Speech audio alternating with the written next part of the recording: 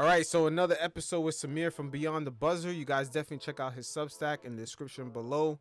And yeah, we got some interesting stuff for today. More of a freestyle. We don't want to bore you to death with all this all-star talk. So we're going to get more into some deeper nuances here. And Samir, man, where you want to start off at? Problem I took away with kind of like the All-Star weekend is, you know, Draymond Green, to be honest with you, when one of your player in his city that is hosting the All-Star game shits on your platform, as a commissioner, as Adam Silver, you kind of have to look at it and kind of be like, what the fuck? Because you invest a lot of money into this and a lot of thought went to this. Did it come into fruition? Probably not. Mm-hmm. But at some point, the NBA kind of has to reevaluate the All Star Games concept in general and kind of like maybe the presentation and who you're having represent your brand. Yeah, but here's the thing though, right? Because again, we don't want Yeah. to get into like the boring ass all-star talk and just the criticisms. But you're right. There was something a little different this all-star weekend because Draymond criticizing the game was very unusual. But Adam Silver right now, he's trying to position this weekend as a piece of inventory for streaming. You know what I mean? Like this is exactly what he's Yeah. trying to do. And it may be boring to us Americans, but if this game is overseas and then it's being streamed on Netflix the same way NFL Christmas was, that is a big money maker. I think that a lot of the players are short-sighted with their vision on the possibilities of what the All-Star weekend could mean, and it could possibly even mean a bonus for them even showing up the same way everyone what do we average the price to during the in-season tournament final. It was like $7 million of payments was sent Yeah. out between all the players. So if they got that type of money for that game, imagine the type of money that they have for a game that has actually more interest in a whole weekend dedicated to it. Bro, look, I think the gimmick part I don't have a problem with per se because like an all-star game is meant for your casual audience, right? Like it's meant for people who don't really watch basketball or people who kind of start their season from like from the all-star game up until the playoffs, right? Right, but So I don't have a hold on. problem with I want to yeah. stop you right there for a second. I think it used to be for that audience. I think today it's for the global audience that has never really seen All Star or never even had the access to watch these games, but to watch it on replay. Now with the internet connection, these fans from around the world can access the game. I think today's All Star is really designed for that. It's not really for the casual in America. That's fine. Sure. Like I said, the All Star isn't really my cup of tea. It's not something I really give a shit about. But I care more about the reaction post All Star game. And that's a reaction I kind of found interesting with Draymond Green, where it seems like there's a disconnect within the players in the league itself.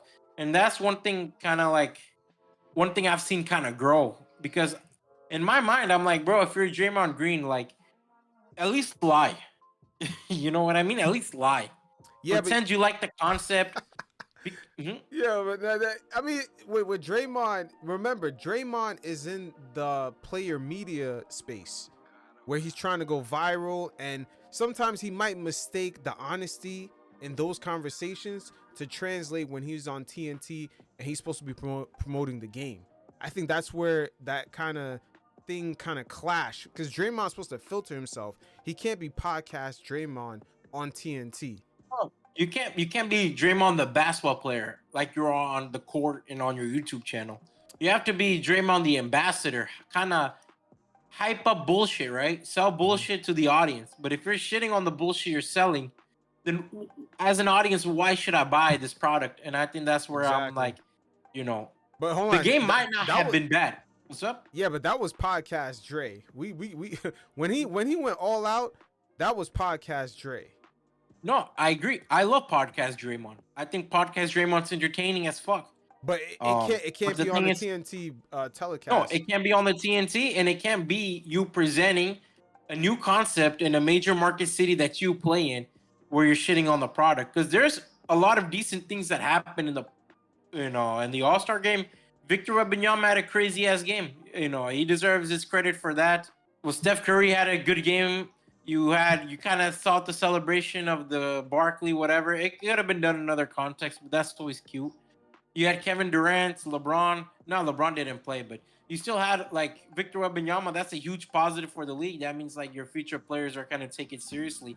I think the hit for this event was missing Giannis, missing LeBron, Anthony Davis. That's an obvious hit. And I think the highlight is also Trae Young. I think Trae Young made it much more exciting despite being a backup option for the past 2 years. That Nutmeg video is incredible. I don't know if you watched Yeah, it. yeah, I seen it. I When he's seen it. giving- yeah, He was doing that his was thing. cool. And But that's kind of what as fans we kind of like live for. And those positives I feel like weren't highlighted because I feel like everyone wanted to kind of shit on it. And I think you can't obviously put the blame on Draymond because Draymond represents a large portion of the views. But I feel like the way he went around it, I think he stole he could have at least he kind of stole the momentum. It's very obvious. He stole the a momentum. lot of momentum. Yeah. And that's where I'm kind of criticize it. But overall, like I said, I kind of agree with you. It's more of a maybe it's for a casual audience, for a global audience. It's not really my cup of tea. And I'll watch it on YouTube. I'll watch it on Instagram or Twitter while I scroll. To be honest with you, there's nothing I go crazy over. But real yeah. quick, let's just for the audience, let's just take a listen to what Draymond had said, and let's kind of sequence this because it's been a kind of repetitive thing for him this whole weekend. This is the beginning of him having his press run right here. He actually first spoke about today's game and how boring it is in a way. So not even getting to the All-Star portion, Draymond was already having his smoke for just the overall game.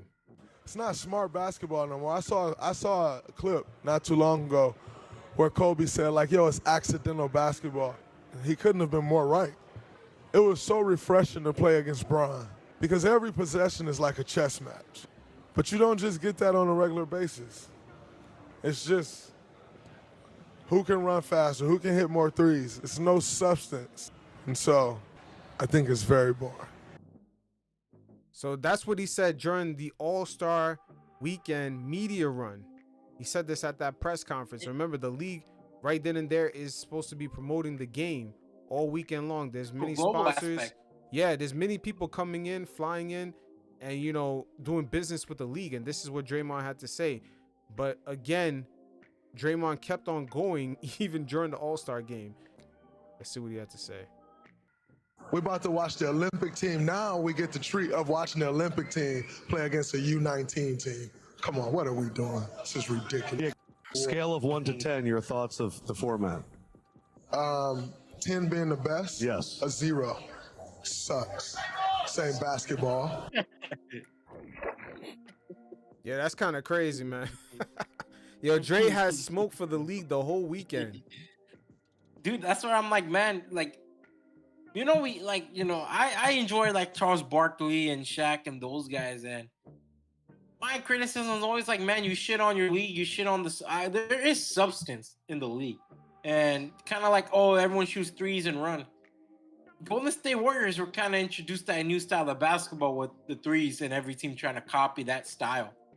Yeah, exactly. Everyone was trying to copy their style. That's really what Dre is kind of missing right there. But again, Dre is kind of missing the overall picture, and I'm wondering how clear is Adam Silver with some of the players in regards to the business structure of the league, because they're always saying that the league is in a partnership with the players, and sometimes I don't really think so, because Bro, I haven't seen that in a while, man. Yeah, because when Draymond makes statements like this, I'm like, Dre, you don't see Silver is trying to get everyone a bag for the All-Star weekend, because now it's going to be a new thing for a global audience who never had access to TNT before on American cable.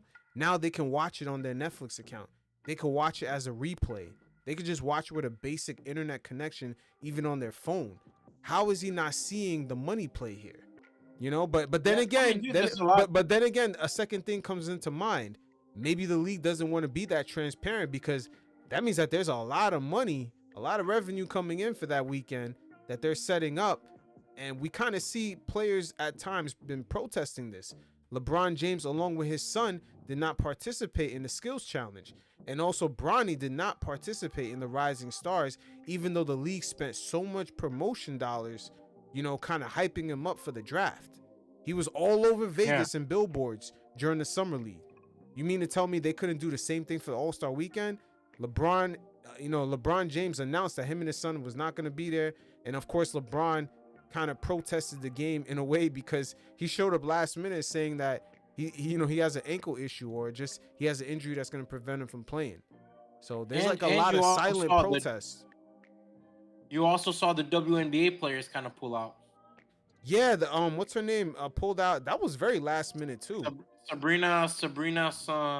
Yeah, Caitlin Clark and Sabrina. What is she? Oh, the Sabrina chick on the Liberty. Yeah. Yeah, she pulled out of it. She's a big star. I'm gonna give her like her credit. She's a big star. She's a rising star. I'm not trying to shit on her, but yeah, but you know what? Again, I don't know. I think the players, there's a silent protest because I remember Ja Morant even made statements why he didn't do the dunk contest. He kind of mentioned money. And I'm wondering if the players are aware of how much revenue is being made. And, LeBron James this weekend, he showed up. He wasn't dressed. He took photos with the team, didn't put on a uniform. There was a lot of kind of didn't come to the sidelines. Yeah, there was a lot of silent protests. A lot of silent protests going on. It affected the league, because one of your biggest faces didn't participate, obviously, and he didn't really give a heads up to replace him. He could have had a Norman Powell, Demontis, Sabonis, or Devin Booker replacing him. Yeah, but again, we're seeing the league kind of dish out a lot of money to the players. What is it? $500,000 bonus for the in-season tournament for making the finals. That's a game for the most part in the first 2 years. Most of the fans don't even care about, but the fact that the league still is making that much money to give extra to all the guys and coaches. I believe the coaches get paid too. So I think last time we spoke on this, it was like almost $8 million added up total. But but the in-season tournament's a lot different from the All-Star game because the All-Star game has established culture, right? No, but that's what I'm saying. The All-Star game has more money being made that weekend than some in-season tournament, but yet the league is making so much money that for a game that nobody really cares about, they're dishing out $8 million in bonus payments. That's kind of. Can you imagine how much the All-Star weekend is really making? Oh, it's making a lot. I mean, we saw it. Like the advertisements were crazy that night. Oh yeah, and then a lot of fans on social media that were at the game, they were posting the players just standing still because they were doing so many commercial breaks. It was so long, and I'm telling you, this season it's been very noticeable, man. There's definitely a huge money play being made here, and I never really heard about the extra kickback going to the players. I think one of the most interesting parts is Adam Silver talked about how we're more of an entertainment, or Mr. Beast kind of fits into like what we're trying to produce or make and promote. So I'm like, okay, the NBA does not see itself as just basketball. It sees itself as a global entertainment brand. And I think that's where kind of the disconnect's happening, right? Is a lot of these players, they don't care about all that shit, about being that big of a brand. I don't think it's that. They do care because they love cashing in those checks. They're not trying to move away from what made them into a megastar. They're not willing to stand in the court and kind of have like Kevin Hart. I don't think it's that. I think there's an issue with the revenue shared. There's a lack of transparency going on. I've seen way too many guys. Every time they mention a dunk contest, they mention All-Star Weekend. I've seen way too many guys imply money. These are some of the highest paid guys in the league. They're still implying a payment. Why is Ja Morant still implying a payment for participating in the dunk contest? It doesn't make any sense. Does Zion even entertain it anymore? Zion does not entertain it. I'm telling you, there's a silent protest going on. And, remember how we spoke about it before with LeBron trying to, Anthony Edwards never entertained taking part in the dunk contest either. Yeah, but they haven't. But remember the last time we spoke, we said LeBron James kind of had, he has ambitions of owning a team. And I think this All-Star weekend was kind of silent protest of it, because what he did this All-Star weekend was unprecedented for him being a league figurehead. He's been on his best behavior the whole time he's been in the league. 22 years. And right here, watch it, Stephen A. Smith he implies something right here when he's talking to Kendrick Perkins and Shannon Sharp, because he's interpreting this LeBron James not playing in a complete different way, and he's correlating it, him gaining access to ownership. Let's just check it out real quick. One of the greats, we understand it, clearly selfish on his part, and it's not a good look either. It really, really isn't. And guess what? It wasn't a decision that just came out of nowhere. This was a calculated decision. LeBron James knew that he wasn't playing when they announced that he was going to be an all-star, and he did look selfish. It's not what you do, it's how you do it. And I get it. At the age of 40, his feet might be hurting. His ankles might be hurt. He might need the rest. But you don't do it that way. And in my personal opinion, this is just my opinion, nobody else's. I feel like that was a statement to Adam Silver and the rest of the league. At that point, when LeBron James does certain things to this nature, not putting on his jersey, being in the team photo in his street clothes, showing up to the All-Star weekend an hour before it starts to give that announcement, that was a statement. Now, what is he trying to say, or what is he trying to do to Adam Silver in the NBA? I don't know. But at the end of the day, I agree with both of you guys. It's not what you do, it's how he did it, and he handled that all wrong, and he definitely looked selfish. Now, right there, Kendrick, you see all the little details he went over? Yeah. How LeBron showed up late, didn't put on a jersey here, made the announcement here. Kendrick is peeping the game, but right here, Stephen A. Smith, he kind of alludes to why LeBron is doing it, but first he tries to get the feeling if Kendrick Perkins had picked it up. Let's check it out. Quick question to you, Big Perk. When you say LeBron James knew in advance, and he did this on purpose, since you brought it up, Perk, could you tell the audience why you think he did it on purpose? I mean, listen, this wasn't just a sudden decision. LeBron James, this guy's, like, when it comes down to routine and knowing what he's going to do, he's always on point. So when he announced yesterday that he said, "Oh yeah, I'm not gonna be participating today in the All-Star game," I said to myself, "Bro, you knew that way when they announced you as an All-Star." Like, I mean, huh? But why do you think he didn't tell us, is what I'm asking you. Why do you think he handled it the way that he did? That's what I'm asking. If LeBron James, regardless of his partners and stuff like that, if LeBron James, who obviously deserves to be an owner in this league someday, Shannon, Big Perk, Molly, if he doesn't get it, look at moments like this as to why that is. You depart from Cleveland to Miami, the way you handled it.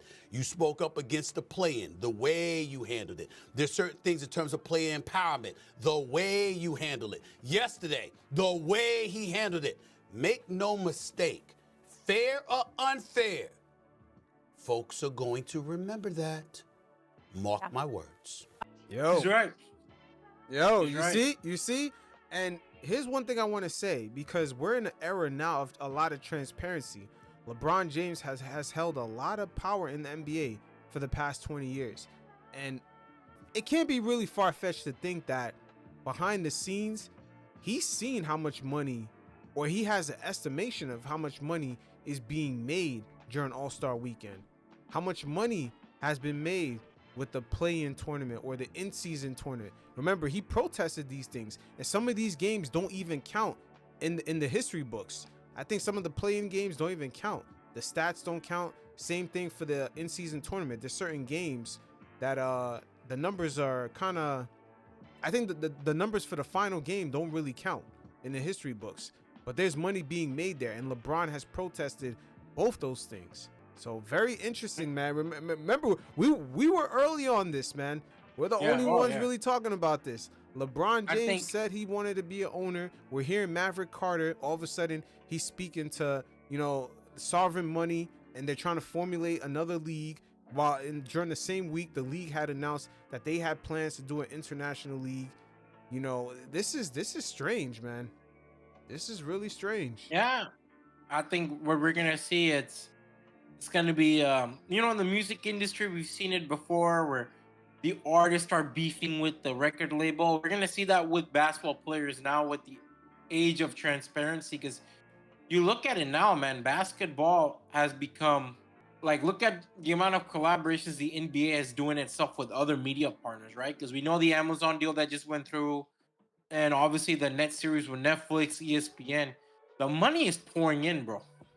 Yep, the money is pouring in, and the The money money is pouring in. is pouring in, and it's being disguised at the same time.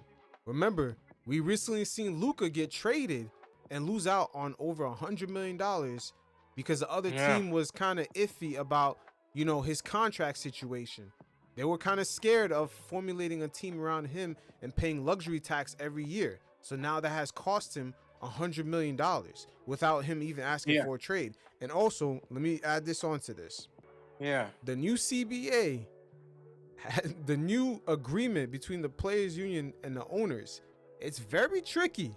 It's very, very tricky. We see Brandon Ingram take a pay cut in the Raptors, and the way the owners have constructed this agreement, a lot of things are disguised. First of all, they're saying that the players have more revenue than the owners do. I think they're at 51. That's bullshit. Or every 50. Yeah, they're at either 51 or 52%, which looks good on paper. But the reality is, you look at all the other rules that they put in. They put in the fact that what is it, the player participation policy, which is a team policy, which only the owners can vote. Now, if you don't play 65 games with the 65 game rules, guys are not eligible for awards, and those awards are tied to players' contracts. Once you qualify for those awards or you obtain it, you actually qualify for certain supermaxes. And at the same time, bonuses and all that stuff. Yeah, and at the same time, on top of all this, they made it very hard to give someone a large contract and construct a team around that player. Because now the owners are going to be like, oh, we don't want to dip into the luxury tax. Oh, we don't want to be limited if we're in the luxury tax. Now we can't make all these little moves. They've constructed the league really tight around paying somebody some money. That's why we see Jimmy Butler going back and forth with Pat Riley. Pat Riley didn't want to pay him. Yeah. That's why we've seen Julius Randle, his contract negotiations up in the air. We've seen Brandon Ingram take a pay cut. A lot of the middle tier players outside of he's only getting. Yeah, wait, hold on. Outside of Stephen Curry and LeBron James, if you're not one of those guys, for you to get paid in this league, things are going to get funny. Even if you have Luka's resume, if they have questions about you, they might not want to dip into those penalties in order to pay you. Also, Lauri Markkanen is another good example he could use. He was forced to sign that extension. Oh yeah, exactly. Yeah, Lauri Markkanen is another person. He qualified for the money. He's productive, but yet teams are hesitant about paying these guys. To sign them. Yeah, and we never seen this before. We've seen guys that don't even have this type of level of production under the old CBA rules get paid with no hesitation. And it was crazy. And I'm like, man, Brandon Ingram only got paid. We were talking about it last time, is how the Raptors would make it work, and getting Ingram and obviously Barnes got paid, and Barrett's affordable contract and all that stuff. But I looked at this extension. I'm like, man, per season he's only gonna make $5 million more than Emmanuel Quickly for a second overall pick and a player in his prime, because it's 27 only. That's a fucking exactly, and that's a cheap contract. Yep, and I believe it's not just the Luka trade. The players are starting to wake up, because a lot of the players, and I don't fault them, they don't take their union as serious. And I knew something was up when I heard that they came to an agreement so fast. I'm like, whoa. They came into agreement that quick? There's a lot of money at stake the next 10 years. But then I saw the revenue. Oh, the players are getting more revenue. But then I started to see the limitations. Oh, in order to get all NBA, you have to play X amount of games. If you don't qualify for it, then they could almost Tyrese Halliburton you. Remember last season? He almost didn't get that supermax. He had to play through an injury in order to get the supermax. But under the old rules, he would have got the supermax. You see, they've crafted, they crafted this whole agreement very funny, where now owners have excuses not to pay players. Oh, we don't want to dip into the apron. Oh, we're gonna be limited on who we could build around the players. Like look at the Phoenix Suns as a prime example. They have all these large contracts, right? But yet they're stuck. They can't make any moves, because now when you spend money, it penalizes the teams. And I think the owners have carefully crafted with the help of the media to say, hey, we don't want the rich guys, collecting all the championships, when it's really not about that. They've designed it in a way to say, hey, this is quote unquote parity, but in reality, we've designed it where if any owner tries to spend a lot of money, now we have safeguards to not make sure that happens. And now it makes it harder for players to collect that 51% revenue versus the owner's percentage. Like, what would have happened? Wait, let me ask you a question. What would have happened if Tyrese Halliburton was really hurt? He couldn't even get on the court last season, and he did not qualify for his Supermax. Where does that money go? Who saves on that money? They would have lowballed it. Exactly. But the owner saves that money. It's not like the owner would be like, oh, the owner saves that money. The owner would have never went like, oh, Andrew Nembhard, we're going to give you a bigger deal. Or who's the guy who hit the winning shot against the Knicks that got the new contract? Andrew Nimrod. Yeah, him or Obi Toppin. They would have never passed down Tyrese Halliburton's money to them. It would have went right back to the owners, man. I'm telling you, it is a 100% finesse. And remember, these guys are billionaires. They have teams of lawyers who understand contract language. And I think over the next few years, the players, they're gonna realize if you're not Stephen Curry, if you're not LeBron, you might you might be in the Brandon Ingram category where you're gonna end up coming off your rookie contract and barely getting a raise. Dude, the thing is, you look at it, man. Basketball for a lot of billionaires, it's a hobby. This is not something they look at it as we're gonna make our living off of, and they're not that committed. It's a luxury toy for them, right? Mm-hmm. And you don't want to spend a lot on a hobby. Nobody wants to spend a lot of money on a hobby where it actually makes a dent in their paychecks. So the whole idea of a Supermax, I don't know if we're gonna see a player really hit that Supermax at this point. I thought Luka would be the first one. Maybe Jason Tatum. He was supposed to be. Him and Tatum. Tatum will probably get it. But we're not gonna see Luka and like John Morant's futures in the questions. Who knows? Because I've seen reports of that. I take it with a grain of salt, but also that's an interesting timing. Wait, hold on. Wait, that's a good point. That's a good point you brought up right there. Morant's contract is that coming up? Because again, the owners have to make decisions on these top picks, right? Once they hit the 7 to 10 year mark, are they going to pay these guys $70 million plus per year? And it's not even the money. The money's not really the issue. It's what comes with the money. That means now ownership has to actually say, hey, are we now going to dip into the luxury tax every single season because we gave Ja Morant a large contract? That's really the question they have to ask themselves. Look at the Phoenix Suns. They are set up right now to pay over $150 million every single season for a mediocre team. Yeah. And they don't want to pay that shit, right? Because like I said, they view basketball as a hobby, a fun hobby. You don't want to keep paying for a quote-unquote fun hobby. Mm-hmm. Yep. That's just what it all comes down to. And, we talked about it many times, but I think the way the money is going to be handled now in basketball, I don't know what Grant Williams and CJ McCollum's thought process was throughout the negotiations, but I feel like they shot themselves in the foot with this deal. They definitely did. I think, wow, it seems like it was rushed, but seems like it was hidden underneath a lot of contract language. And keep in mind, the player, I don't want to say player participation. What's the other rule? The 65 game rule. That rule is actually not up to the players to vote on. It's actually the owners made it into a team rule where the owners were the only ones to vote on that. And that rule, low key, I don't understand why the players were not attached to it, because it has a lot of consequences in regards to their contracts. If guys don't play 65 games, they can't make all NBA. They can't get awards. Those awards are attached to getting the Supermax or just a different kind of max, the different levels of max contracts. And that right there is just like, I'm like, wow, this league has been very carefully crafted to get out of that LeBron James player movement. Oh, I'm in control of my career. They're trying to get out of that. They've been trying to get out of that for years. They're trying to be more in control. They're trying to get in more control. And I mean, look at a guy like Joel Embiid, right? Last year he had a really good season, but I don't think he made any All-NBA teams last year, because he missed a handful of games. Correct. And yeah, basically, and he had a crazy season. Yeah, basically under these new rules, let's just say if these rules were implied 4 years in advance, yo, Joel Embiid, number one, the extension he has now, he would have never qualified for it. And number two, that MVP. He wouldn't have a Hall of Fame career, man. Yeah, he wouldn't have that Hall of Fame career he has. His career would be completely different. No MVP, no max, super max deal. He would have never had none All-Star of that. selection. Nope. Yeah. Nope. The owners very carefully had crafted players' contracts based off of their health and also based off excuses.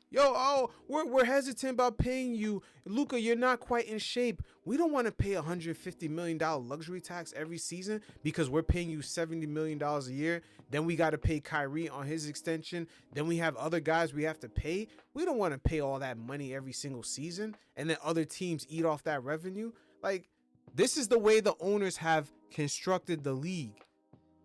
And I'm telling you, the players are about to wake up to it. They're about to get hip to it real fast. And it wouldn't shock me if they opted out of this agreement between the union and the owners very early. No, it's going to affect a lot more pockets. I mean, dude, I'm kind of wondering what Julius Randle's situation will be when he comes out this Minnesota contract. He's going to get lowballed, and it sucks.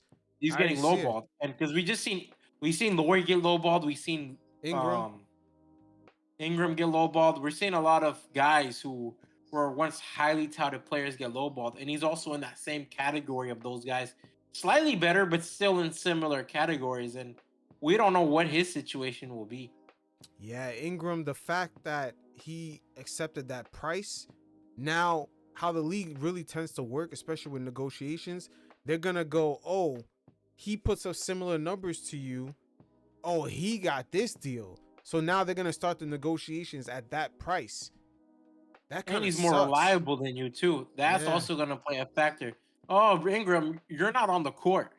Yeah, it's just, man, and it's crazy because the way Randall has been playing before they traded him, he would have got that contract easily under the old rules. He would have got that extension real early. He would have been under contract by the time he got traded into Minnesota, to be honest with you. Yeah, it would have been a sign and trade under the old rules. But now, the way the rules are, if you have a Ja Morant, if you have an Anthony Edwards, if you have a Luka, a SGA, if you have these players and you pay them the supermax, now it's set up for you to say, oh, I'm not sure if we want to do that because we're not going to pay $150, $80 million, $60 million a year in luxury tax.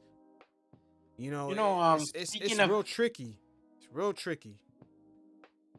Speaking of SGA, did you see he's agentless now? It seems like he's putting himself in a position to obviously get that supermax and do it without an agent of any sort. Yeah, and it wouldn't shock me if OKC, man, because OKC is not the type of franchise that paying into the luxury tax for a franchise like that, it's gonna be tough, man. Like they are not. I think that's why they're keeping the picks. That's why they kept the picks, right? Yeah, because of this flexibility. Because they know Jalen Williams will be on his second contract, so they don't have much to spend on that. Same with Holmgren. That's why they've kept these draft picks so tight, right? Mm-hmm. Instead of actually going all in, is for that reason. But it's kind of interesting how he's kind of taking a new approach to basketball and kind of the business side of things, because he's keeping that 3 to 5% of whatever deal he signs. Yeah, they said it's about $12 million. Yeah, that's a lot of money. Good for him, man. I guess obviously people around him it's gonna handle the money, obviously, but I'm damn, that's an interesting kind of.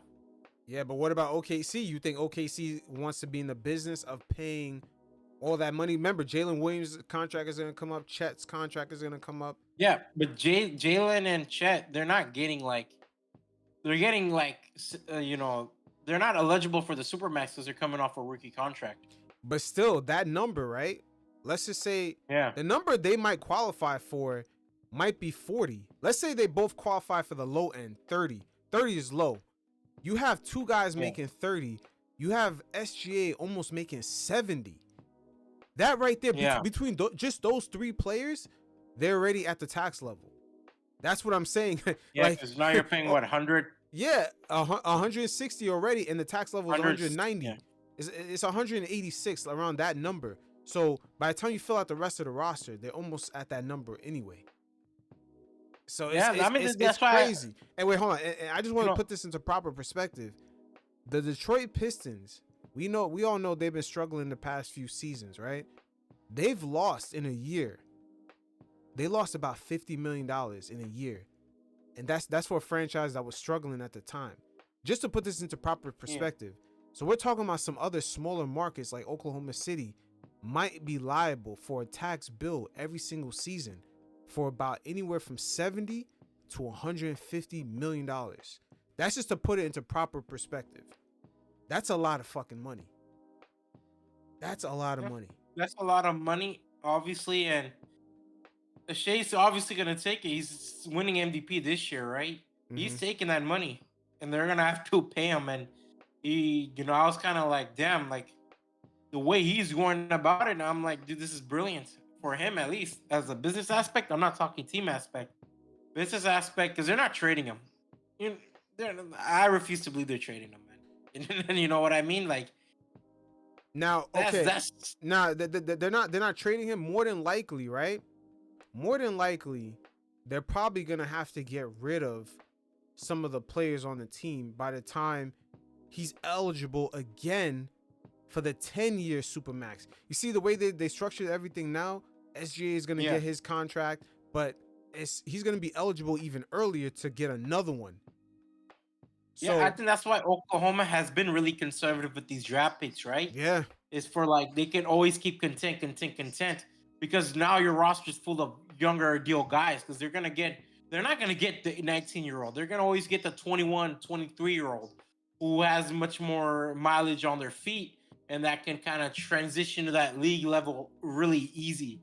And that's what it is. That's why I have to give like Presti his flowers in that regard, because I don't know if he deliberately thought ahead of time, because obviously he stocked up these picks before the CBA, but the reason why he's been so conservative is because of the CBA. Is because he knows he has to pay SGA this much, and we don't know what Chet Holmgren's career will be, because right now he's been very injury prone, and we don't. And Jalen Williams has shown to be a solid top 20 player. So and for him, it's like you have a lot of things that in your mind is like, man, I have to think 10 to 20 years down the line, and that's the Oklahoma has put themselves in. Yep, and Jalen Williams' contract extension, if he does extend, it's going to start at the same time as Chet. It's going to start at the same time. They're both restricted free agents, correct? Yeah, that's if they don't come to an agreement by next fall. That's if they don't come to an agreement for an extension. Then they would be restricted. But for now, they have time to work that out. But again, SGA is going to be under a new number. They have Isaiah Hartenstein under a team option for the final year of $28 million.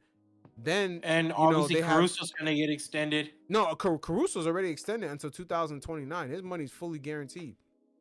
Oh, okay. And then you got Joe and Wiggins, your role players. They're going to lose a lot of those guys. There's just no way, because remember the season of 2026-27, SGA's new money's going to kick in. Chet's new money's going to kick in. Jalen Williams' new money's going to kick in. So that right there is already going to put them close to like 180. Yeah. And that's only three players. That's only three players. Yeah.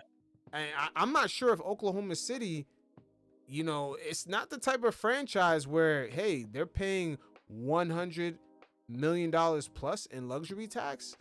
They can't justify that. They're not making that type of money down there. They're not charging that crazy prices for tickets. And it's not a major market city like Los Angeles and these kind of cities, right? So that also plays into a factor. Yeah, and I'm trying to figure out when SGA will qualify for his Supermax. He's been in the league since 2000 and how long he's been in the Same NBA? time Luka. He's from the Luka, Jaren Jackson Jr., 2018. Trae Young draft class. So we're looking at 2018. 2018. So his 10-year mark will be coming up soon.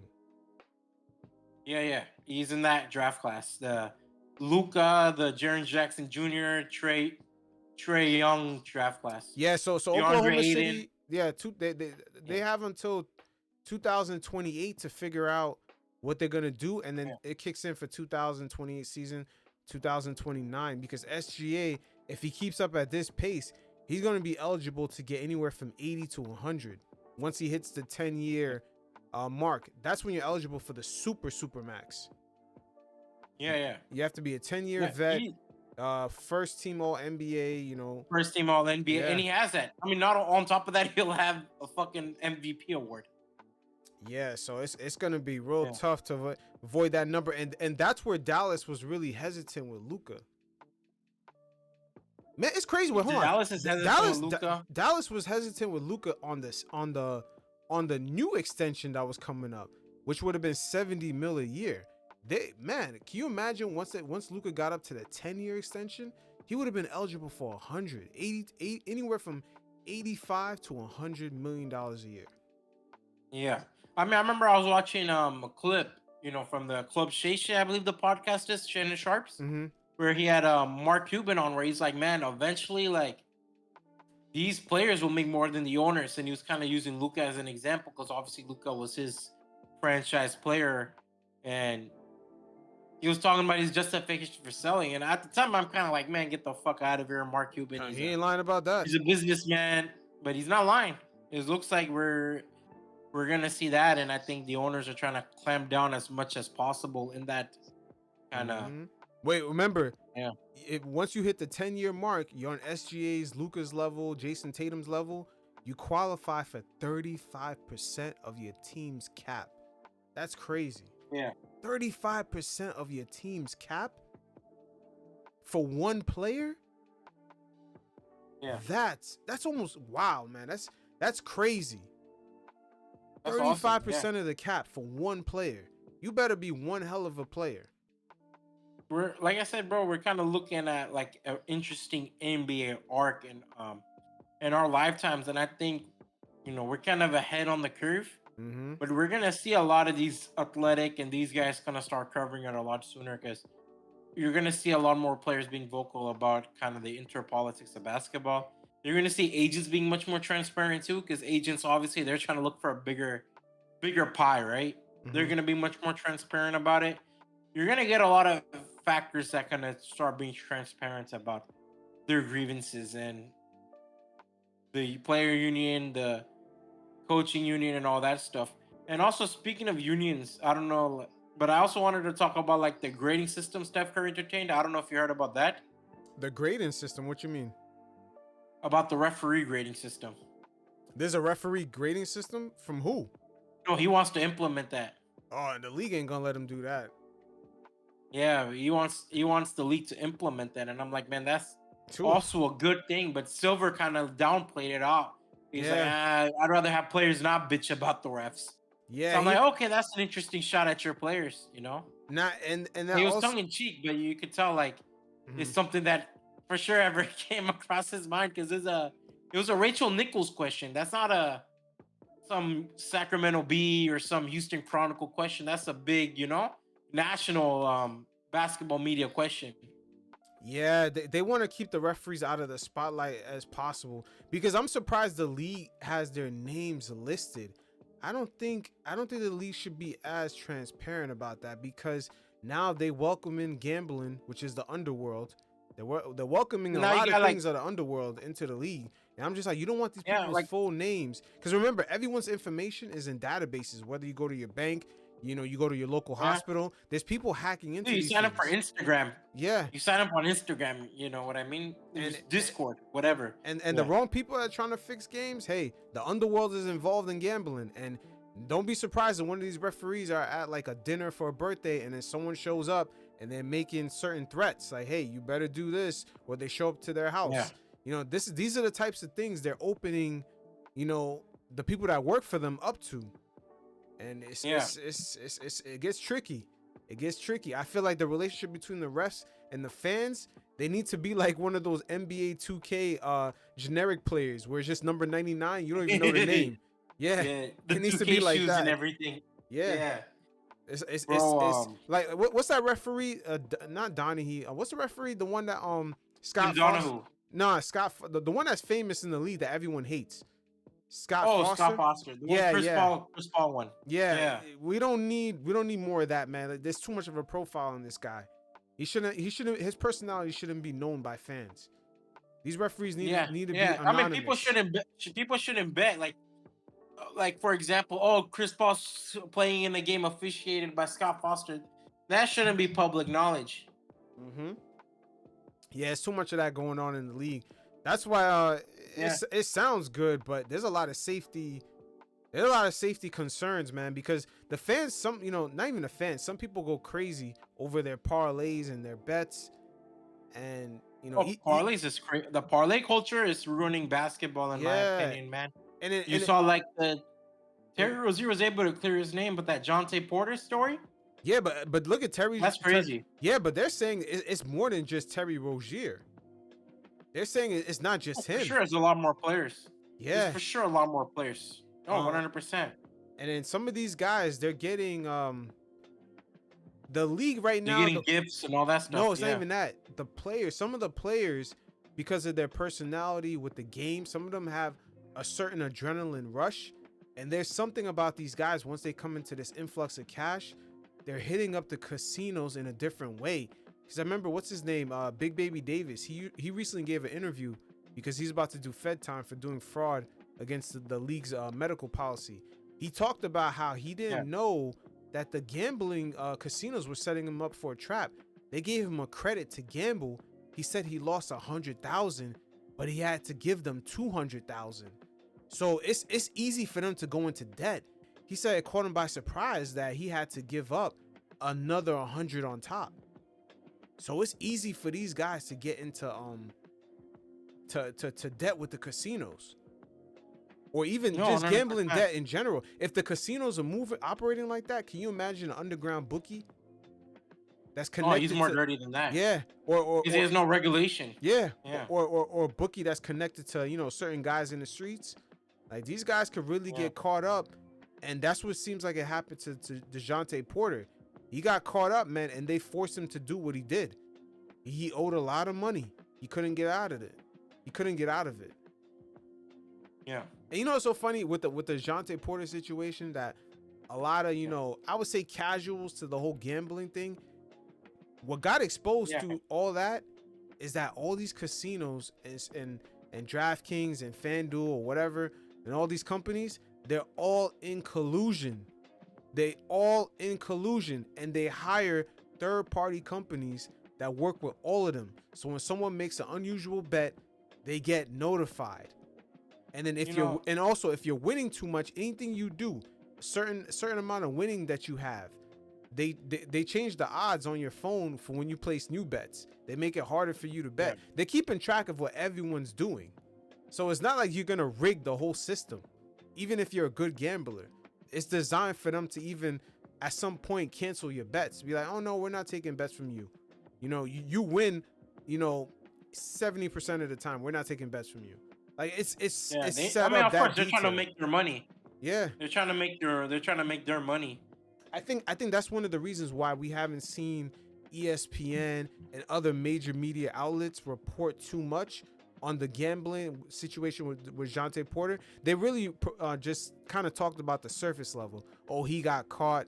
He's facing X amount of years. The NBA does not want to lose the NBA does not want to lose sponsors, but bro, I think sports and gambling is a bad kind of mixture, because we've seen the downfall of boxing. You can really put it on gambling. No, I think they should do it, but the way they're doing it right now, it's too in your face.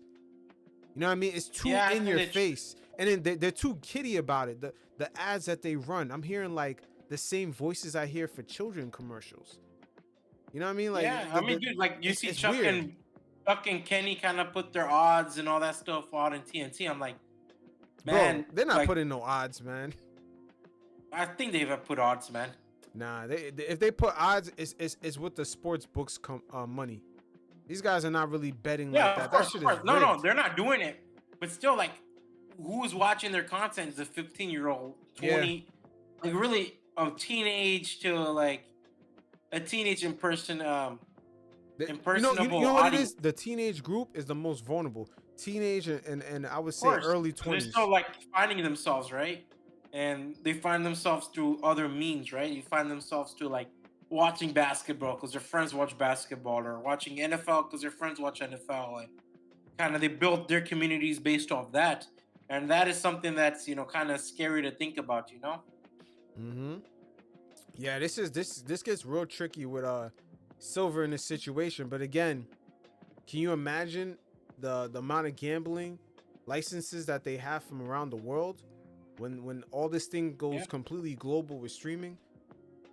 It's a lot of money to be made. That's why they need the All-Star game to be, relevant, man. People gonna be gambling on that. The league have licenses for that. Our And game, it's just it in keeps season going. tournaments. Yeah. It just keeps going on and on and on and on. And let me get your feelings on the league and just them having a figurehead going forward, to kind of carry the mantle into the streaming era. Like, who's gonna be the figurehead? Because Anthony Edwards, it seems like he's ducking the smoke for that. Anthony Edwards, and I don't think he can avoid it. I think Cade Cunningham could be a good figurehead if they're able to figure out how to market him a lot more. Mm-hmm. I think it has to be, I hate to be that guy, but I think people want an American figurehead, man. It has to be. It has to be an It has to be American American. figurehead. Let's just I take think the Jokic, Giannis, it reminds me of boxing. I think, when we talk about the heavyweight division, right? You look at when like any era, you talk with your dad, he's gonna bring up Muhammad Ali, or your grandfather, Muhammad Ali, Joe Frazier. Yep. He's gonna bring up those guys. When you talk to your father, right, he's gonna bring up Mike Tyson and Roy Woods. And then, when you look at the 2000s on, Klitschko was the face of the heavyweights. But Klitschko was never that superstar, right? Despite being a really good boxer, because he wasn't an American. And the Yep. American swagger kind of comes into it. Yep. Where I think Jokic and Giannis are charismatic, they just don't have that flair of an American. Mhm. Where, you kind of see Giannis present himself as kind of like a guy who's really simple, likes to goof around, and Yep. it And- works, but it's not and- something people want. People like People like flashy flair. They like personalities. flair. And then the Yeah. American audience, you got to market cool to them. And when the American audience likes something, the rest of the world tends to follow because they set the trends of what's what. Look at Hollywood. There's no Hollywood anywhere else around the world that has that type of influence. That's all American bravado. The excess of It's wealth, the American dream. coolness. Yeah, of course. Wall Street, Hollywood, whatever you want to talk about. Yeah. And like even Jokic, he's kind of ducked it, right? But I think I wouldn't say he ducked it, but I don't think he understands it, to be honest with you. Despite him getting like obviously like kind of big commercials and everything with hotels to go and Despicable Me, it's not something he honestly looks forward to or looks into doing Mhm. for 10 plus years. Yeah, it's a And cultural I don't issue. think Luka has that kind of swagger in him from what I've seen. I think his presentation at LA was a lot weaker than a lot of other superstars that have come to LA.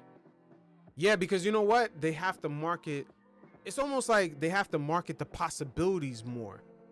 Instead of like guys like Kobe, when you see him walking with the sports coat, you can see the swagger, him getting out of the car, the shades. They can't really promote that with Luka. It's different. I mean, Shaq when he signed here had swagger too. Like a lot of guys who came, even Kawhi had swagger. Yeah. The New Balance advertisements and all that stuff. It's just you different. don't really see that kind of with European players. You don't really see them care enough to really have that crazy. But how swagger. can they? Because let's say a European guy gets $1 million. He's gonna spend that $1 million differently than an American would. When people see Kobe, they see Shaq, they see them come out the Ferrari, the stuff that they buy, the clothes that they wear. They was like, hey, if I had that money, I'll be buying that stuff too. But Luka could have millions of dollars. He's not going out and buying the same things. They might go out and buy horses, man. You know what I mean? They're going out to buy horses. They're not buying the same things an American has, and that's where the media is stuck on how to market the game. And this is where Adam Silver is kind of running into that brick wall, and he's hoping that with streaming he could appeal and get that global audience. I don't want to say the NBA has moved off the American audience, but they've reached a peak. They've reached a glass ceiling. I think the glass ceiling really happened since the early 2000s, and it's been pretty consistent till now. Even though the NFL's popularity has jumped, the American population has increased, but the NBA's kind of like baseball has jumped. yeah, but the NBA overall like has kind of remained consistent through all that. The interest. Yeah.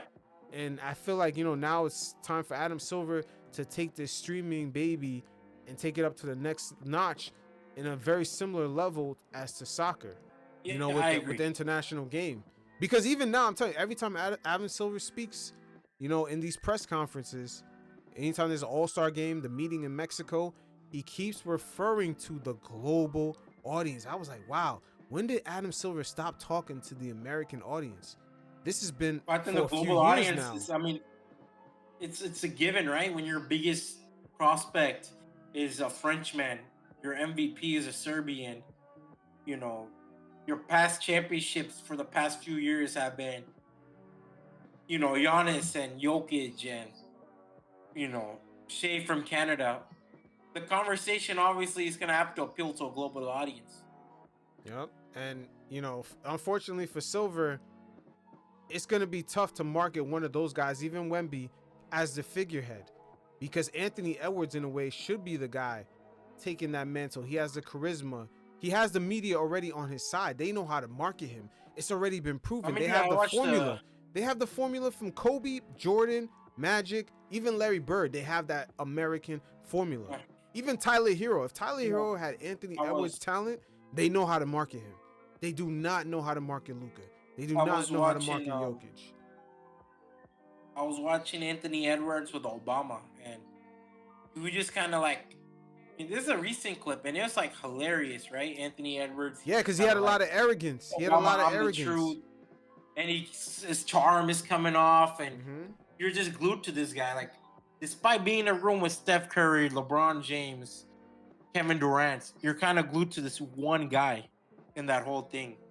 Yeah, because you know what? That's the American bravado, the American charm. It's the same charm in a way Trump has. There's a I'm gonna hold my nutsack and I'm walking outside like I'm riding. I'm a man. I'm gonna stick to my word, man. My word is like my balls. You know what I mean? Americans, that's what we like. We like that bravado. You look at Obama, you look at Trump. They carry that similar bravado. Yeah, there's a swagger to them.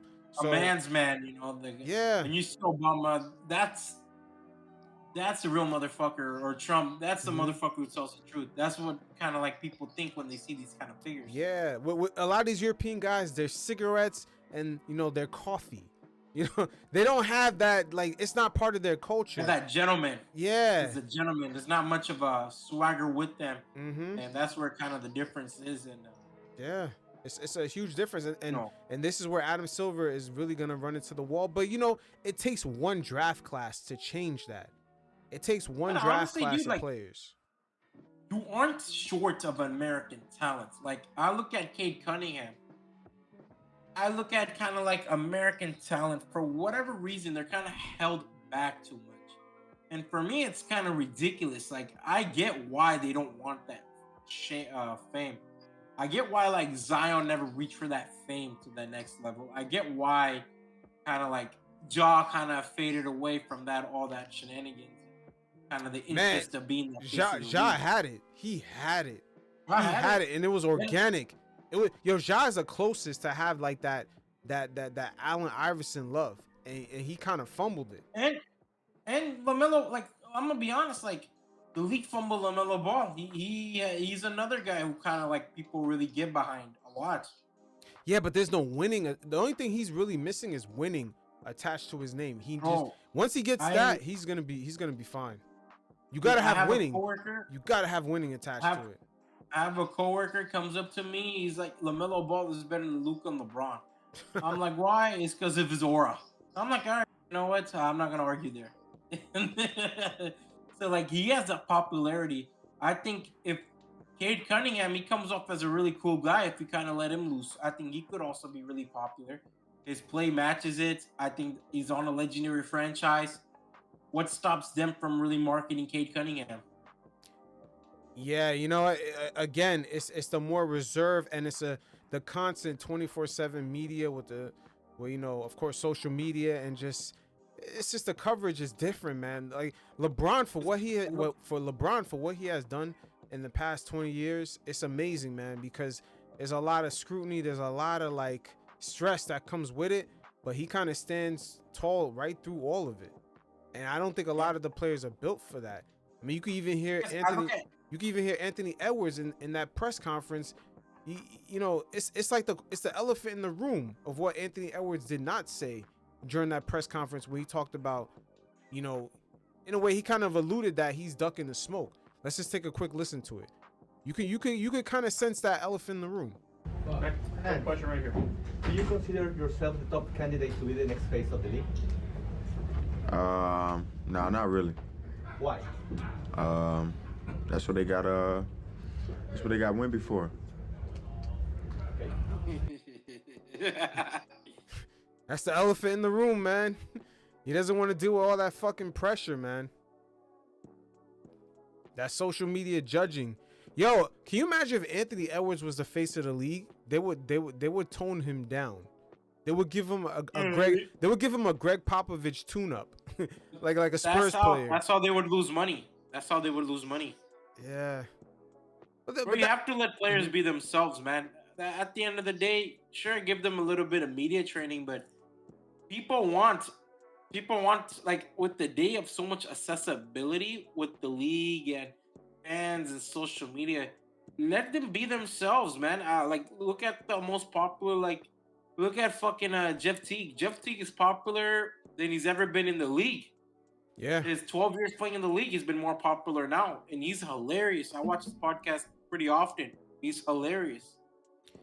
Yeah, today, imagine if Charles Barkley was coming up today, they would try to tone him down. But even today, with this media landscape, how sensitive it is, he's still himself. And nobody takes offense to it. People love it.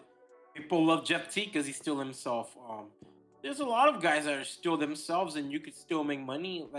You can still make money and still commercialize. And that's where I'm kind of finding it ridiculous, bro. Let these kind of scale back, kind of on the corporate aspect of it, right? But scale back on the corporate aspect. Let them be charismatic. You know, there's no reason why Cade Cunningham isn't himself, and you know we don't have much kind of like, oh, Cade is cool as hell. Because I look at the Knicks, people find the Knicks players cool.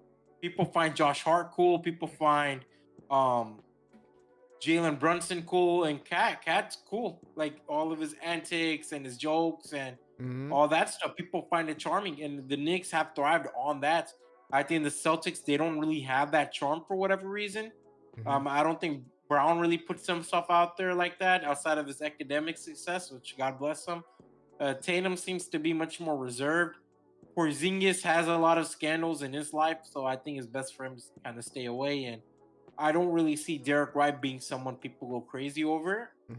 But you kind of have like people go crazy over LaMelo Ball, who's himself, and people go crazy over all three of the brothers, to be honest with you. Even Lonzo, people still go crazy over because of like how kind of united these brothers are, how they're like, they talk to each other like brothers. People love that shit. You look at LiAngelo Ball, bro. He had a big song come out, a month or two ago? So people kind of buy into these personalities, and that's where I'm like, man, you kind of need these personalities to kind of thrive, because, you know, I can't really name players in the 2010s. Even then, you still had players who kind of showed personality. I remember Blake Griffin was one hell of a charming player. Dwight Howard had his moments of being charming, but I think the smiling kind of went a little bit too much. Kevin Love had his moments. So you had a lot of players in the 2010s who were able to show that charm.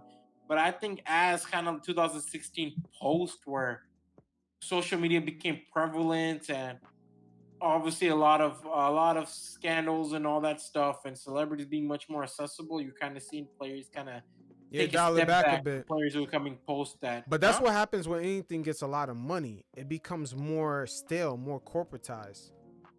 It becomes more whitewashed. Yeah, 100%. Because I think a lot of guys, I don't know, but I don't really see that problem with the NFL. I think a lot of their players show a lot more personality. But I think the NFL kind of has that bad boy image to them, which they can. Now, you know what it is? The NFL is a meathead sport. The NFL is a meathead sport, so I think the NFL is a prime example of it, and I got to give the UFC. I think they show the most personality out of any sports organization.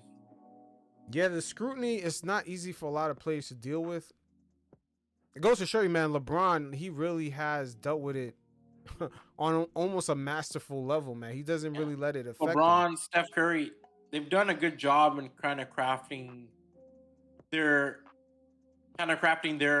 roles into basketball, and I have to give them credit. Obviously, they opened the gates for a lot, but I think a lot of players don't want to take that gate, and God bless them, whatever. Wait, hold on. The only thing about That's Stephen it. Curry, a little bit about his image, a little bit about his He's a image is Christian a little boy. fake. It's a little fake. Yeah, of course, the Christian Bible verses on the shoes and all that stuff it's fake, but people like it, so it's like, God bless. As long as those Under Armour shoes are selling, he's doing his job. You know what I mean? Yeah, but Stephen Curry's really, I mean, I don't want to say, but yeah, he puts on like this church going husband image, like he's keeping up with that, but that shit is real. I think It's even real, LeBron, but like but he's a shit talker. He's a shit talker though. Yeah, they're all shit talkers. No, but They're he all needs to, professional but he needs to have that come out. It would have been nice to see that a lot more than what we have seen it with the dances or I whatever. think even the Taco Tuesday thing was obviously fake, but people love that. So it's like, yeah, whatever works for them, I guess, Mm-hmm. Now, next season, what do you think about the inevitable, LeBron retirement? no, Kevin Durant and Devin Booker being put on the block? They're Bro, going to it be is put on what the it trade is. I block, think the man. Phoenix- So what I was saying is we're kind of phasing out to a new basketball. The Phoenix Suns are now phasing into a new era. The Devin Booker era has ran its course over a decade. He did what he had to do. He's won them. He's took them to the finals. He's made an entertaining basketball sport. I think at this point he's at kind of 28, 29, kind of the same age as Towns and Porzingis. It makes sense why they would want to kind of move on from those two specifically. Mhm. I think Kevin Durant's kind of an interesting predicament. He's entertaining the idea of playing with Kyrie Irving again, which I'm gonna be honest, I don't really care. I think if Kevin Durant wants to excite me, Oklahoma would be cool. But Wow. there's not really much. Memphis Grizzlies would be cool. Maybe Houston, I don't know. But those kind of teams excite me with Kevin Durant, but there's not really many teams that kind of get me over the moon because of the Brooklyn and Phoenix. Don't get me wrong, Kevin Durant makes any team a contender, right? Mm-hmm. But I don't know, like I'm just watching like everyone else, to be honest with you, and how it plays out. Yeah, I don't. It's gonna be tough because does Kevin Durant still want to make the same money that he made before? You know what I mean? Like, Yeah, because he's gonna have to take a pay cut. Because we were talking about it earlier. He's The older. league, the way it's constructed now, if you want to be in a contending team, you can't just say you want to go there, and then that's it. There's all these restrictions. That team Yeah, better have especially the with, perfect roster. Memphis is soon gonna have to pay Jaren Jackson Jr. They're gonna John Morant's also. They're kind of similar 1 year apart. They're not gonna try to look to pay too much for a guy like Kevin Durant's services, right? Same with this team, Oklahoma City Thunder. They have Shea with the Supermax, and obviously these two younger guys who are due for an extension a lot sooner.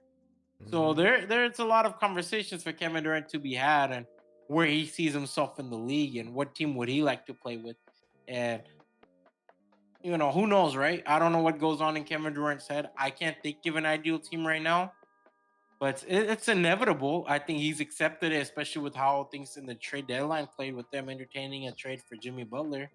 Yep. And then also, could he be the number one guy if he decides to leave? No, Yeah, I don't know. He's definitely official. I'm not. I think Kevin Durant is still your all-star, all-NBA player, whatever, but the idea of him leading a team has kind of sailed the ship at this point. I think Durant should look to be a second option, maybe take over as a first option at times. Mm-hmm. I think Kevin Durant as a sole first option is kind of over. Maybe share that responsibility. I think he was hoping that with Devin Booker. and it hasn't really panned out for the most part. Booker's done his job, but I don't think it's really panned out all that much. Nah, I they've think been Booker has losing taken much more of a consistently the step whole back. season. Yeah. I They're, think Booker has taken much more of a step back, but I think for Devin Booker, I'm a lot more excited for. I'm gonna be honest. I think a team like Houston would be awesome. mm-hmm. Yeah, Yeah. Booker low key is gonna be on the move, man. You know, this He's thing gonna in be great. Phoenix, Phoenix actually saved some money at the trade deadline I believe they got rid of their center, right? Yeah, Nurkic. but they only saved $10 million. They still owe $150 million plus in luxury tax. That's crazy for an 11 seed No, I mean, team. yeah. No, they're very expensive. Booker has played his career out. He's done a solid job. You know, in Phoenix, I think he earned a jersey retirement, in my opinion. Who knows how that works out?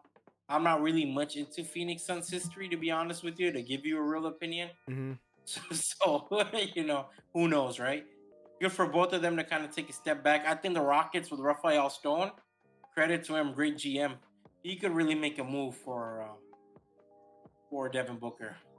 This is really a tough call, man, because again, the money with the league, the way everything's structured, it's like moving. Yeah, but these the guys. Rockets, both guys are on affordable deals.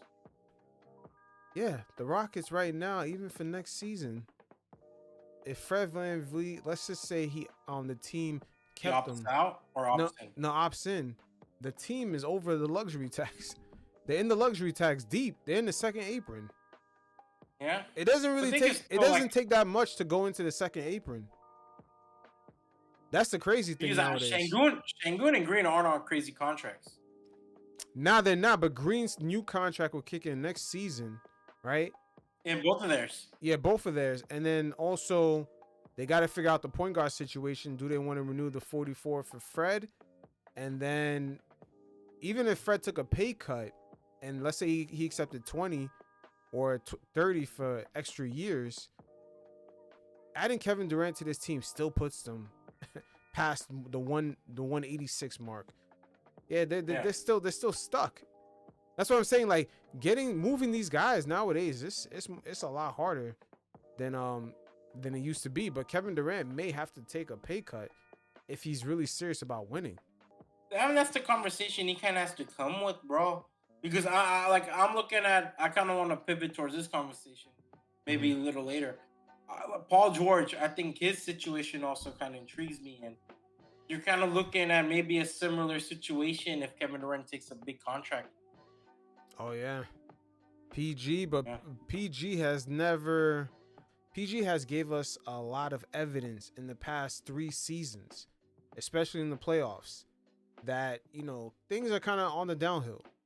He's given enough evidence of that, and this contract that Daryl Morey gave him was desperate times equals desperate measures.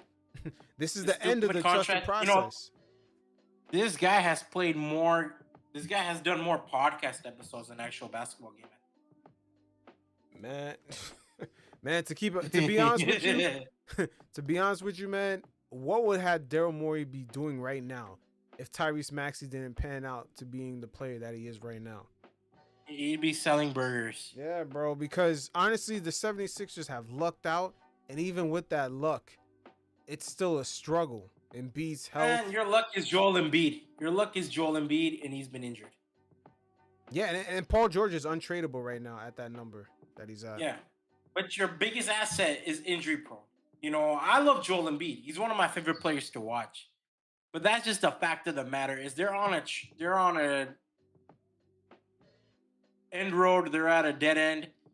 This team is not progressing any way or another, bro. This team is finished, in my opinion. I think 76ers are lucked out.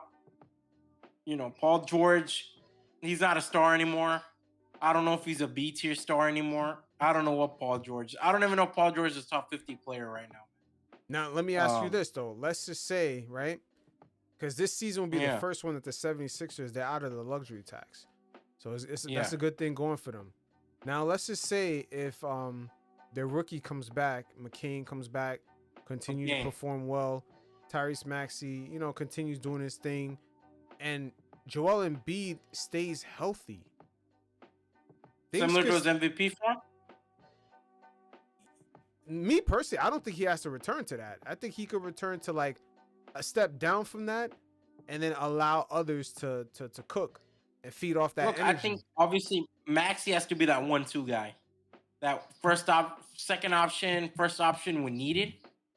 And I think Joel Embiid, maybe minutes restrictions, whatever you got to do, just do. And yeah, you could have a championship team. I think any team with Joel Embiid can win a championship. But the problem is health has always stood in the way. And a lot of lackluster playoff performances have stood on the way of that. True. I don't know, Because we're looking at a center. We're looking at a Tracy McGrady center with an MVP right now. Ooh. A Tracy McGrady center with an MVP. I don't know, man. Daryl Morey and the 76ers, this is the end of the road of this trusted process thing, man. It's the end of the road. I mean, Kyle Lowry, Eric Gordon, man. What is this, 2019? Am I supposed to go crazy over those two? Yeah, that's true. What are your opinions on Trae Young? Is his time almost up in Atlanta, man? He's eligible for a 4-year, $229 million extension. And then they also got rid of they also got rid of DeAndre Hunter, which is one of their better players, for 2 pick swaps. Yeah, they pretty much dumped his contract. They pretty much dumped him. Oh, that's a great trade. But I think we talked about it in an early episode. But regardless, yeah, I think I don't think so, man. Honestly, I think they're committed to Trae Young. Trae Young wants to stay there. Really? It depends on what the organization So wants why to do. trade DeAndre Hunter? That doesn't make any sense. Yeah, I don't. That doesn't make any sense. But what I know is they gave San Antonio their draft picks, so I could see them maybe making a trade for the draft picks. Yeah, they still owe those draft picks. But hey, once again, he's eligible for $229, 4 years. Yeah, because he's on the Luka and Shai Gilgeous-Alexander draft class. Yep. And I'm gonna be honest, I don't think he's worth that super max if I'm a franchise general manager. It's not really super max. It's a decent. It's just his level of max because he's not even a 10-year player. So he'll be making $57 million. He's a 10-year player. He will be a 10-year player when Luka and Shai is available to be a 10-year player. Yeah, but this contract is not for that. This contract is okay. Yeah, it's just 229 for 4 years. So it's $57 million per year. Yeah, the 10-year mark, you have to be 10 years in and you have to be like all NBA. Then you're eligible for that makes 80. Sense. Yeah, then you would be eligible for the 80.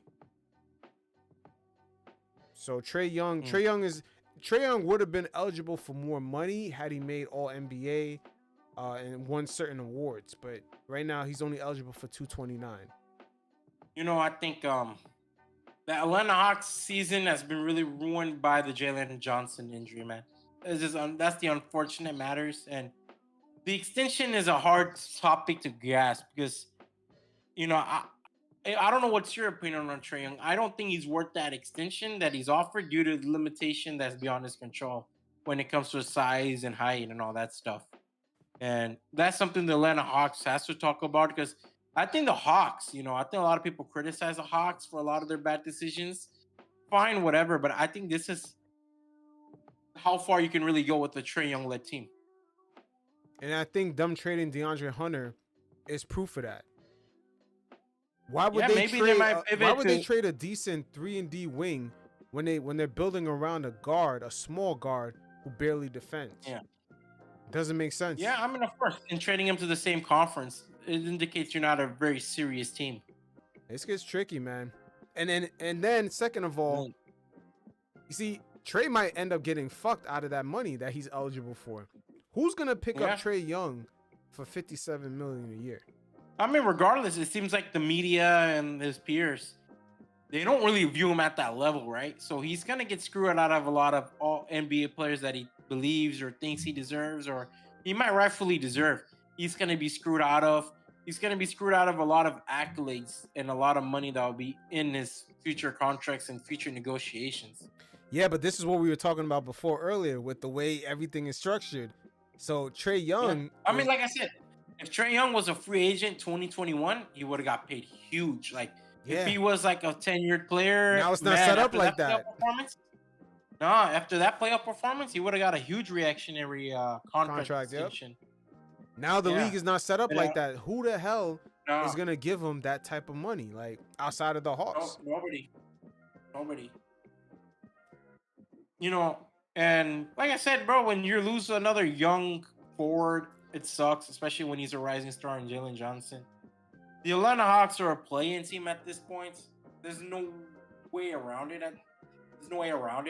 I think Quinn Snyder is a good coach, but you kind of reach that ceiling once you build around a Trae Young small point guard who doesn't really play off ball, who can't defend. You hit that ceiling, and that's where the Atlanta Hawks are. I felt like they had a good thing going with DeAndre Hunter, Zachary. Cam Reddish. No, Zachary, DeAndre Hunter, Cam Johnson. Jalen Johnson? No, Jalen Johnson. Jalen. Yeah. They had a good thing but going. Jalen got hurt, right? Yeah, but he Jalen got hurt. and that's where it kind of derailed. But then they traded DeAndre Hunter. That's the thing to me that signifies, yo, man, they might be starting this over. Yeah, because now they're like, man, this might have been for the Atlanta Hawks. Like, this is that season for them. And you're seeing a lot of organizations pivot. I think, when you look at Chicago, they've pivoted away from Zach LaVine. They pivoted away Zach LaVine. And I'm gonna be honest, their pivot's fucking ugly, bro. All you got is your draft pick back, and you couldn't move Vucevic. It's ugly. And the Chicago Bulls are gonna be a really ugly franchise. Yeah, they have bad negotiating skills. To make a trade with OKC and barely get a pick back.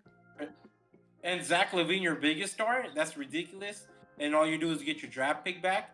I think Mark Eversley or whatever his name is. Well, you know what? I don't want to judge him too harsh on the LaVine trade, because to me, LaVine was a player that was struggling to get rid of. And at the end of the day, the Kings had a lot of suitors.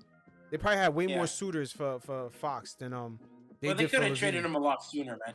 They could have traded him a lot sooner. But that's beside the point. I don't know. The Chicago Bulls are just kind of team, and that kind of sucks as it's such a major market city, and it sucks that they kind of roll on nostalgia for modern day NBA fans. Yeah, a little bit too much. Yeah, but let me ask you a question. Do you think the Mavs are gonna make the playoffs? We got Kyrie. They're running him like to the ground, man. He's playing 40 hard minutes a game. Is Gafford out for the whole season? Nah, he's out for a little bit. But yeah, he got a knee issue. He's out. PJ Washington, he got an ankle issue. He's out currently. Dwight Powell got a hip issue. And then Lively, if he comes back, it'll probably be for like the second round or the first round of the playoffs. I see that, and Anthony Davis, obviously. I see they signed Moses Brown to a 10-year deal. Wish him good luck. But yeah, the Dallas Mavericks, they're going to struggle, especially with how tough the West are. And Sacramento kind of pivoted into this new team, and they're also in the playoff hunt. The Timberwolves are kind of in that playoff hunt. They're going to have a hard time in keeping afloat and competing with their peers. Yeah. You know, it's interesting. I was listening to the Mavericks' new CEO. He was kind of saying how they're trying to formulate. The governor? No, like the Mavericks governor? No, it was like the Mavericks CEO. That was his title. Oh, okay. Yeah, it's not really a basketball operations. It's more like the organization, probably from a financial standpoint. But with him, it seems like they're trying to create a new identity outside of Mark Cuban. And it seems like they're getting rid of any internal Mark Cuban cultural, kind of characteristics of the franchise. And that makes sense. Yeah, I found it very interesting he said that, because these are people kind of think of the Mavs. They think of like Cuban, and he's like, what are the Mavs' identity right now? Not even that. He's like Nelson. No, I think he was talking about in terms of like Mavs ownership. Like, who are those people? And then he thinks that because they're much more transparent. I think this new ownership is not much more transparent to the Luka trade itself is a surprise. Yeah, but think about it. We know teams. Like, if you go to the Spurs, we know Pop and the culture down there. But today, if a player say, I'm signing with the Mavs, where the fuck are you? Like, what do they do? Yes. Those guys are gone, right? Rick Carlisle is gone. Yeah. Donnie Nelson is gone. Dirk Nowitzki's gone. And Mark Cuban's gone. The old days are gone for the Dallas Mavericks. It has to be gone. They spent $3.5 billion. I'll be mad if I bought a Ferrari and all of a sudden inside the seats had another person's name stitched in. Yo, 100%. You want that shit gone. Yeah. I feel like the Mavs might be at that point, but maybe they don't have the personalities with like the front offices to even kind of convey this to the fans. I feel like with the Mavs, they made a move too fast with trading away Luka before they even had a figurehead, a face that they could present to be like a middleman between ownership and the fans. They don't have like a guest spokesman. They don't have anybody like, yo, they don't have like a Pat Riley. They don't have like a who else is like a charismatic kind of like, the person doesn't even have to be a GM. Popovich. Not even Pop, but like the person doesn't have to be a GM, but you could tell they're a spokesman for the team, like Magic Johnson for the Lakers. They don't have someone that speaks for the team and the culture. They never put that in place, and they made a crazy trade. So it's like, who the hell is speaking for y'all? Yeah, I agree. I mean, dude, they kind of fucked themselves over because for the past, since I've started watching basketball, right? I knew everyone in Dallas when it came to front office. Donnie Nelson, Rick Carlisle, and Mark Cuban, Dirk Nowitzki. Like, you already knew before you knew who were kind of the guys who run Dallas. Now you don't have that anymore. There's not much of a transparency between fans and organization. We didn't even see transparency in that press conference a couple weeks back. Exactly. But that shit was stale as hell. And Nico Harrison, you know, so we're in interesting times in regards to basketball, and the Dallas Mavericks are an interesting time, and how and their org doesn't really have a relationship with the media. They don't really have that yet. They don't want to create that They don't want to create that relationship with the media. Despite the Edelman family, they have relations with politicians in Vegas. Yeah, but this shit different. They're used to the media. But this is different. This is NBA media. This is different. Yeah, it's a whole new demographic. No, not even that. This is a different product. Like, you could run a casino and you don't have to talk to nobody that's gambling. Coming into your casino spending money. You don't have to talk to nobody. But when you run an NBA franchise and you go out to eat, people are reacting to you. Hey, we won the championship. We love you. We love you. What's his name? The new owner? Patrick Dumont. He's the face of it right now. Dumont and the Edelman family. Yeah, but they made him the face. So when Dumont's now eating dinner, he went from being the casino guy, I'm making money, nobody recognized me, to now I'm sitting in Dallas, and they're like, yo, why'd you fucking trade him? See, now fuck yourself. Whatever, yeah. Now he's in a different world. Now what the product that he's selling, it's front facing. You have to interact with that gambling customer now. You see? Before it was like, I'm in the casino, I'm running the casino, but nobody knows even my name really like that. But now you're selling the Mavs, and now you're at dinner and somebody's like, yo, man, fuck you traded Luka. And now he's like, damn, people know me now. Like, it's like, yo, and I got to answer for what we did. He probably got friends and family asking him, like, this is when it really hit the Dumont family. When one of them had possibly a friend or even a wife or an aunt that doesn't even watch the NBA, asked him, why'd you trade Luka? Imagine that. You know somebody that does not know shit about the NBA approached them and said, I probably couldn't even bother to learn about basketball. Yeah, but imagine how Patrick Dumont processed it. Wow, she doesn't even watch basketball. I never heard her talk about the NBA, but she knows that the move we made was controversial. She knows that. So they know, I think they just now realize like how important this is. Because remember, the Mavs is not like a moneymaker for them. So they probably had like a nonchalant kind of attitude, like, you know, oh yeah, make your moves. If he doesn't fit, trade him. And they just thought it was like some regular shit. And now they're getting like the reaction.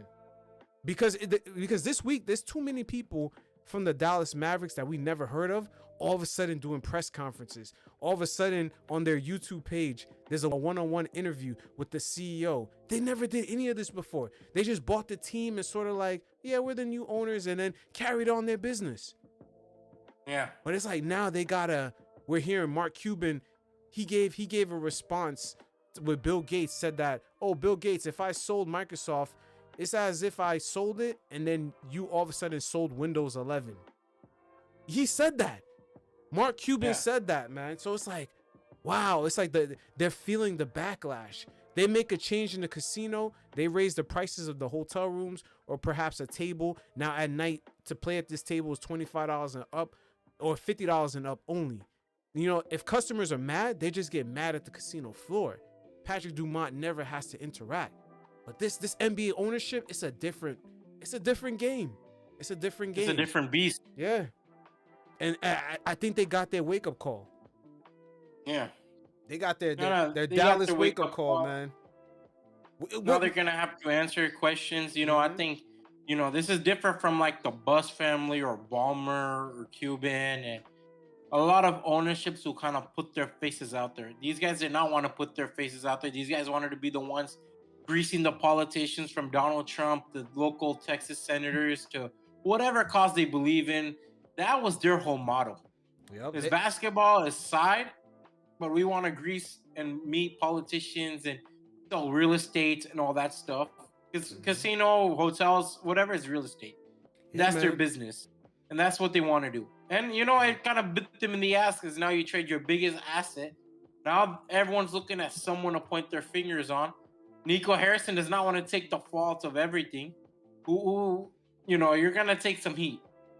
They got their wake-up call. Yo, they were getting death threats. They were getting death threats. And they got Nico their wake-up Harrison call, man. In that press conference, Nico Harrison purposely included their name. He's like, yeah, I entertained it, and they laughed.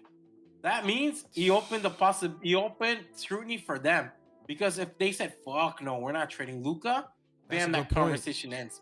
But the fact they laughed and they kind of entertained the thought, it opened up the floor. And Nico Harrison is a calculated man. He's an agent. He knows media. He did it on purpose. Shit, man. This is crazy, man. This is crazy. I mean, we're really, yo, these people have so much ambitions outside of basketball. They might have overlooked this. Like, they came to Texas. It's a hobby for them, right? Yeah. It's a hobby for them. But think about it. They came to Texas for one thing. They wanted to establish themselves, but they didn't think it was like this. Because I'm thinking about it now, like, if they're trying to establish themselves in Texas, why would they trade Texas's favorite player? That's a bad way to establish yourself somewhere. That's a horrible way. Especially in a major city like Dallas, too, man. Like, you know, Dallas has more history of sports than Houston or San Antonio. I wonder how good of a relationship Nico Harrison has with this family. Because sometimes you take these jobs, and if you have a better understanding of the family and some of, like, you know, the more overall picture of what they want out of this team and how it's going to contribute to their lives, I would have told them, hey, if we trade this guy, you guys are trying to establish yourself in Texas. This might not be good for that. It may trickle down to that, whatever you're trying to get done out here. Like, I'm not sure if he had like a more personal relationship because I don't think he was hired by them.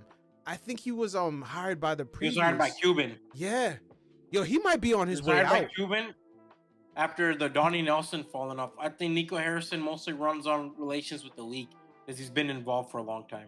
Yup. You know what? This falls on Patrick Dumont. They left, and this is how much of basketball people these people are not. Why would you let a guy you never hired, that you probably don't have that much of a close relationship with outside of that he works for the Mavs? Yeah, make a major decision when, watch, in a few months or even a year, he's not gonna be there.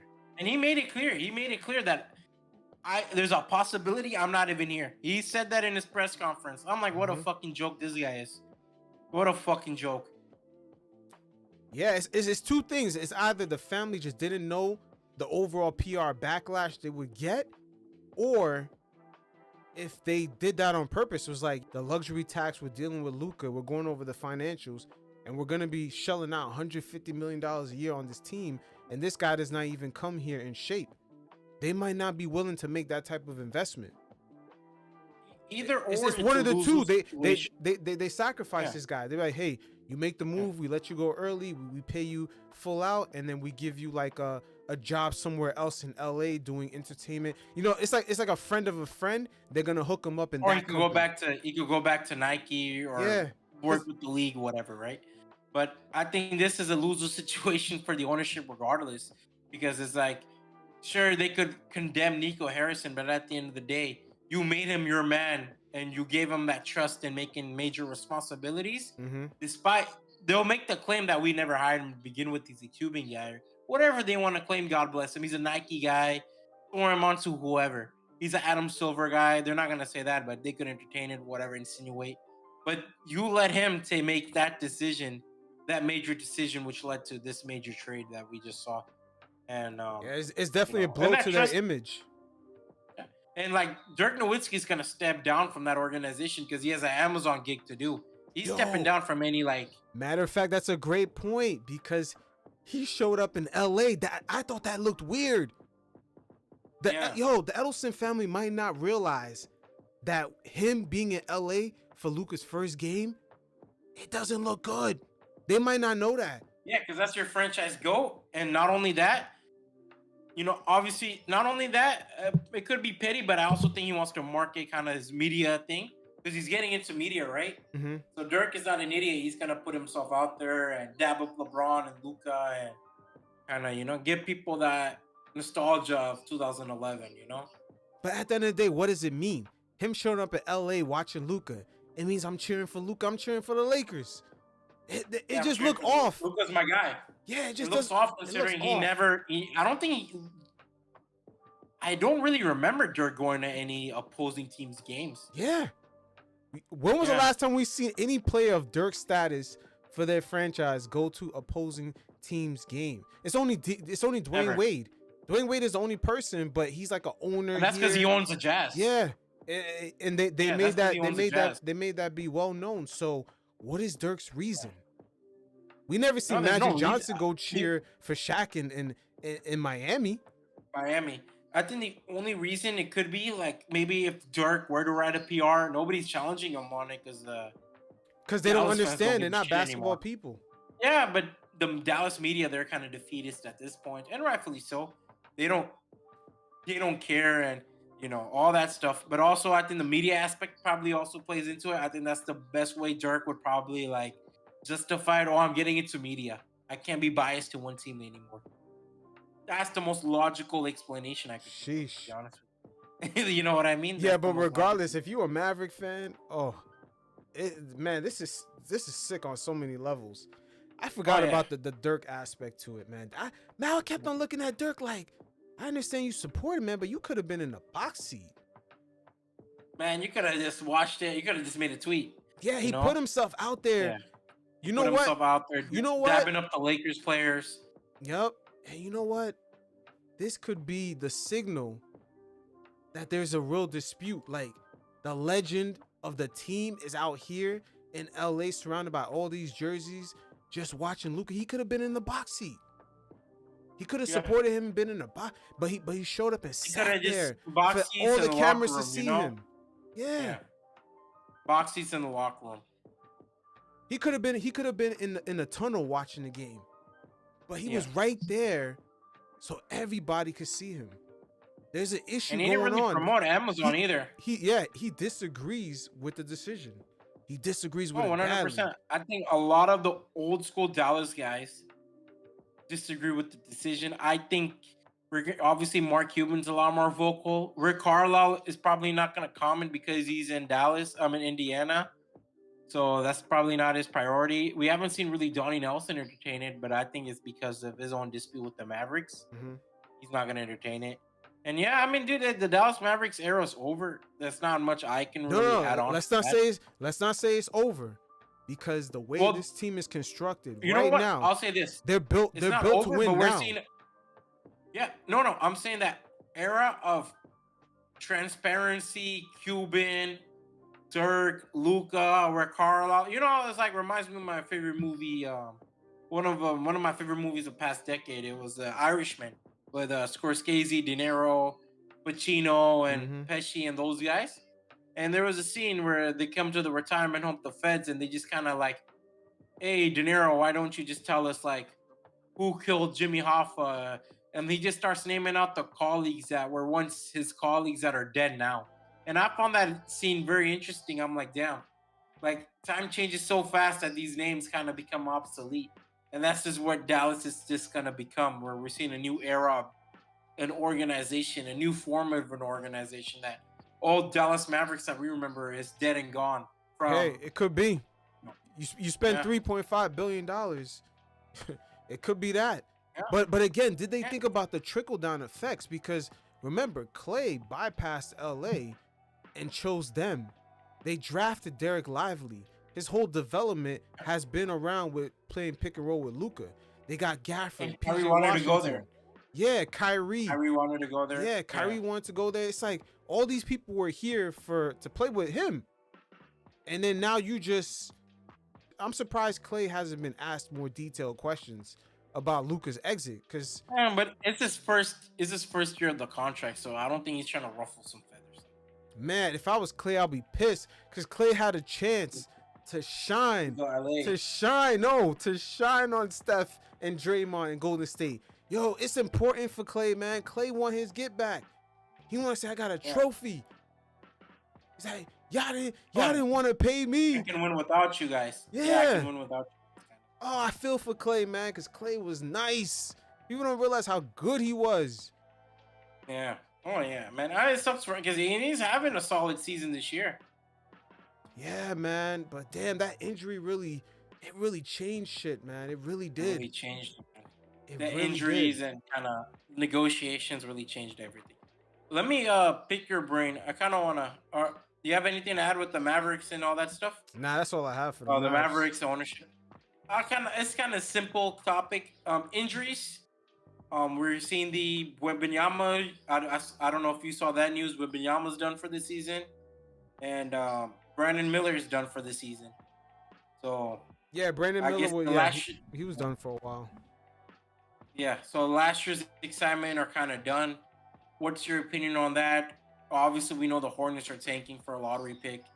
No surprise there, but I want to pick your brains on San Antonio and kind of San Antonio Spurs and what they can do now without their franchise player. And I also want to pick your brain apart on kind of younger players getting injuries more frequently than probably before. Yeah, because it's a specialization in sports.